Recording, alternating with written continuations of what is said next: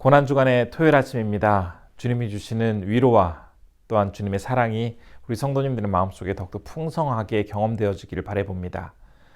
오늘은 마태복음 27장 57절에서 66절의 말씀 함께 보겠습니다.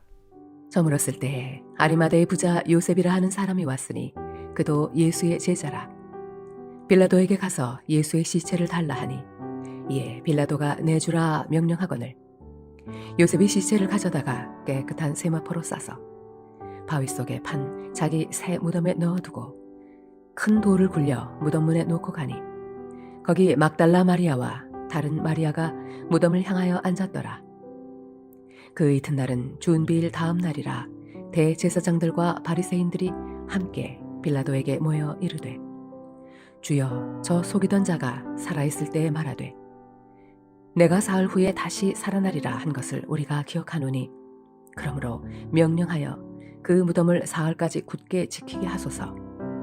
그의 제자들이 와서 시체를 도둑질하여 가고 백성에게 말하되 그가 죽은 자 가운데서 살아났다 하면 후에 속임이 전보다 더 클까 하나이다 하니 빌라도가 이르되 너희에게 경비병이 있으니 가서 힘대로 굳게 지키라 하거늘 그들이 경비병과 함께 가서 돌을 인봉하고 무덤을 굳게 지키니라. 예수님은 십자가 위에서 고통당하시다가 결국 운명하셨습니다. 그리고 시간이 흘러 어둠이 찾아오게 되었고 아리마대 사람 요셉은 빌라도에게 가서 예수님의 시신을 달라고 요구를 합니다. 그 시신을 장사 지내기 위한 목적이었던 것이죠. 아리마대라는 지역은 예루살렘에서 북서쪽으로 대략 35km 떨어져 있는 그러한 지역입니다. 구약시대에는 이곳을 라마다임이라고도 불렀는데요. 바로 사무엘이 이곳 출신입니다. 아리마대 출신의 이 요셉은 사내들인의 존경을 받는 그런 회원이었다라고 전해지고 있습니다. 사내들인의 회원이었음에도 불구하고 그는 예수님을 따르는 아주 특별한 사람이었습니다. 그런데 예수님께서 이제 십자가 위에서 운명하심으로써 모든 상황은 종료가 되었습니다. 주님과 함께 지내던 많은 사람들, 특별히 가까이에서 많은 시간들을 함께 보냈던 11명의 제자들, 그리고 주님을 향해 열광했던 많은 사람들은 뿔뿔이 흩어지게 된 상황에서 아주 소수의 사람들만 예수님의 그 장례를 묵묵히 담당하고 있습니다. 요셉과 함께 예수님을 진심으로 사랑했던 몇몇 사람들이 지금 마지막 순간을 함께하고 있는데요. 성경에 보면 막달라 마리아 그리고 다른 마리아라고 표현한 야고보의 어머니였던 마리아가 지금 예수님의 시신을 수습하고 이제 바위 속에 새롭게 판 무덤, 새 무덤에 장사하고 있는 것을 볼 수가 있습니다. 그런데 우리는 오늘 말씀에서 62절 이후에 좀 특이한 상황을 볼 수가 있습니다.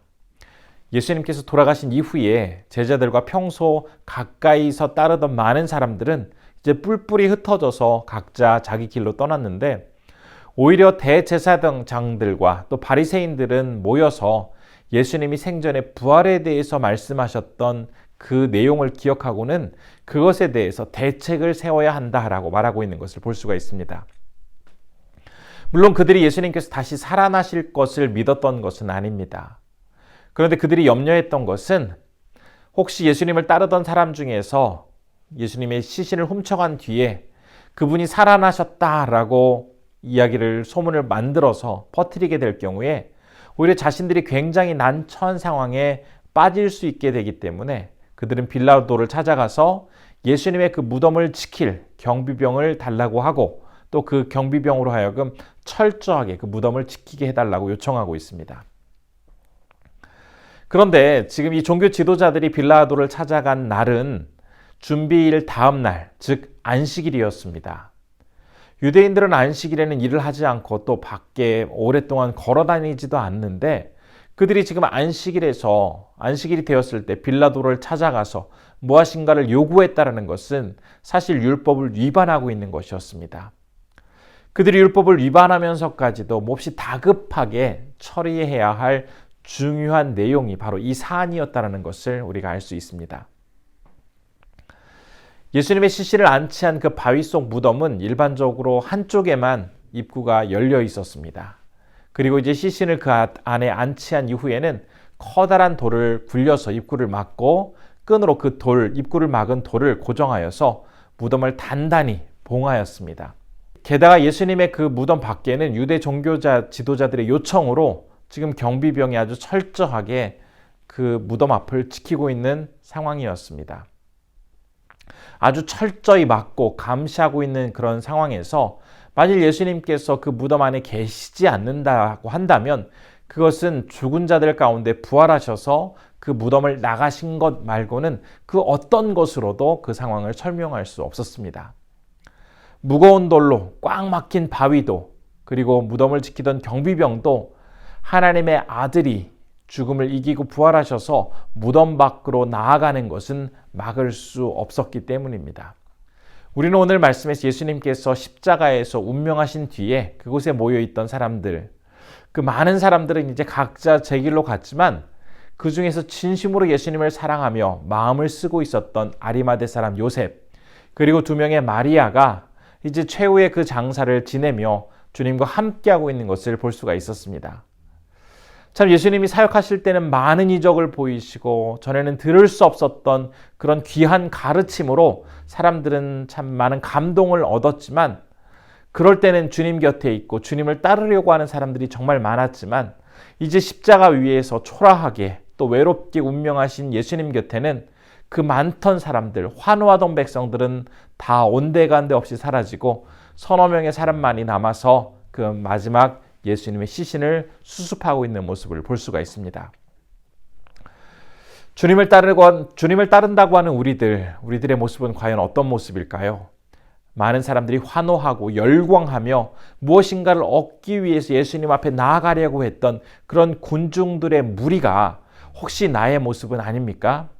나의 성공과 유익을 위해서 그런 목적을 가지고 예수님을 따라가는 그런 모습만 있고 오히려 진심으로 주님을 따르며 주님을 너무나 사랑하기에 다 주를 버릴지라도 끝까지 나는 주님을 위해서 내 모든 것을 헌신하겠습니다라는 그런 믿음의 고백을 하며 나아가는 모습이 과연 우리의 모습인가요?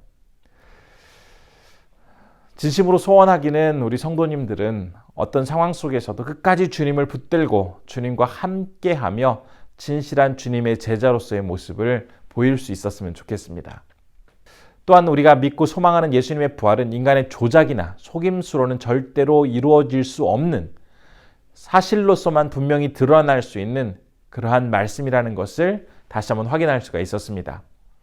무덤의 모든 공간은 철저히 막혀 있었고 밖에서는 경비병이 삼엄하게 경비를 서고 있었는데 그 무덤이 비어있다라는 것은 예수님께서 분명하게 죽음을 이기고 부활하셨다라는 사실 외에는 그 어떤 것도 답이 될 수 없기 때문입니다.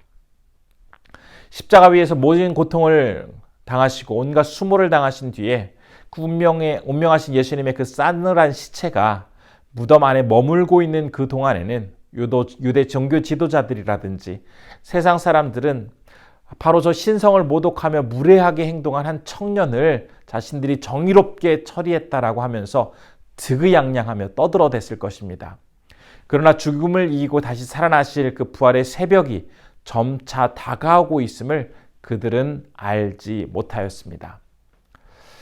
이와 같이 세상의 어떤 권세, 악한 세력들은 주님을 믿고 따르는 성도들을 고통스럽게 하고 힘들게 하고 정말 어렵게 하면서 그런 모습 속에서 자신들이 그 성도들을 이긴 것처럼 자신들이 대단한 능력을 가지고 있는 것처럼 그 힘을 과시하지만 언젠가는 반드시 하나님의 승리의 날이 찾아와서 모든 것을 분명하게 심판하실 그 순간이 찾아오게 될 것이다라는 것을 우리는 이 말씀을 통해서 다시 한번 생각해 보아야 하겠습니다.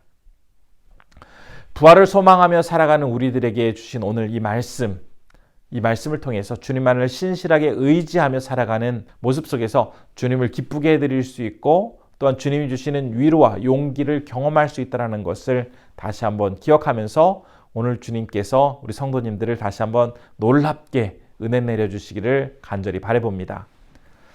기도하겠습니다. 첫 번째로 아무리 힘들고 어려운 상황이 다가오더라도 끝까지 주님을 진심으로 사랑하며 최선을 다해 예수님만 섬길 수 있도록 인도해달라고 기도했으면 좋겠고요.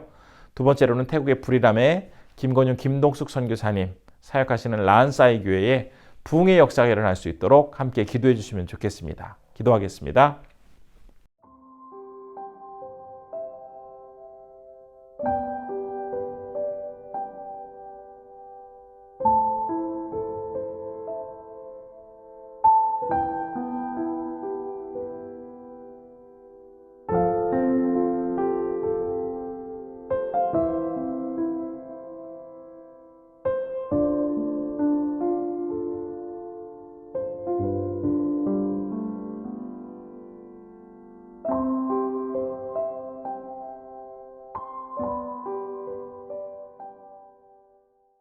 참으로 고마우신 아버지 하나님, 오늘 말씀을 통해서 다시 한번 신실하게 주님을 따라가는 귀한 백성의 모습이 어떤 것인지를 생각해 보았습니다.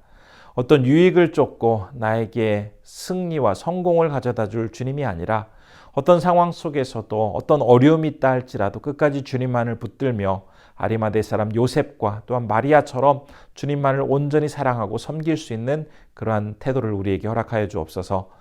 아버지 하나님, 오늘은 태국에서 사역하시는 김건용, 김동숙 선교사님을 위해서 기도합니다. 사역하는 라한사이 교회에 부흥의 역사를 허락하여 주시고 우리 선교사님의 그 섬김을 통해서 그 태국의 지역이 놀라운 변화가 일어날 수 있도록 주님 허락하여 주옵소서. 오늘 주말 아침입니다. 우리 성도님들 건강으로 지켜주시고 이제 내일 부활절을 준비하며 기쁨으로 주님 앞에 온전하게 나아가설 수 있도록 함께해 주옵소서. 모든 것 주님께 의탁드리오며 예수님의 이름으로 기도드립니다. 아멘.